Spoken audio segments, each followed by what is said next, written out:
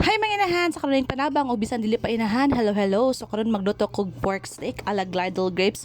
Bitaw nagmarinate na kuha ni og ganang pork, gamay lang nga pork and then gisabay na ko siya og kalamansi juice, toyo, oyster and then paminta powder tapos nagpreta po ko ng white onion and then after ana uy, di na mo siga kong.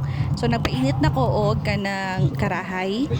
Butangan na ko na siya og mantika pagkahuman mawala tong mga tubig nga nagbula-bula. So after ato na butang mantika, gisote na nako ang white onion. Ipa brown brown lang ato na no.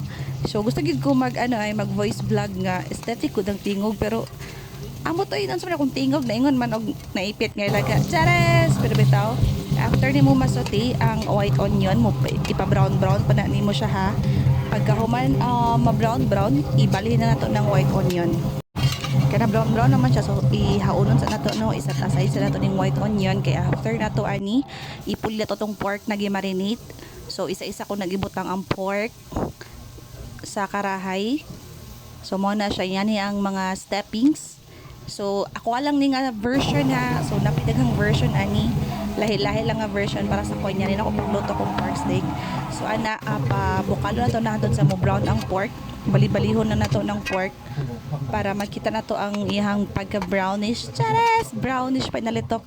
Bitaw na lang pag guys, bali-balihan lang kay basin masunog sa tang pork no. So bali-balihon na. So kanina bali na siya. Nawala atong katong sauce niya. Nauga-uga na siya. Uy, nilitok og mami. So karon nag-uga-uga na siya. After ani ihauno na to ning pork na to no kay brownish siya man kaayo.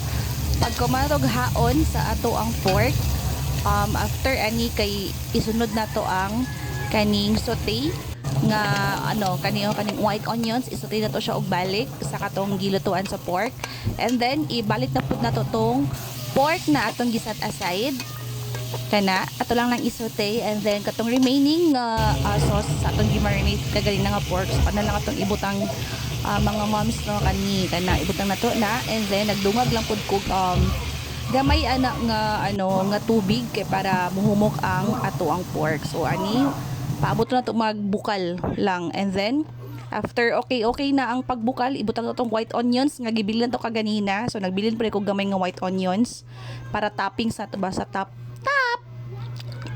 And then this is the final product of our pork steak.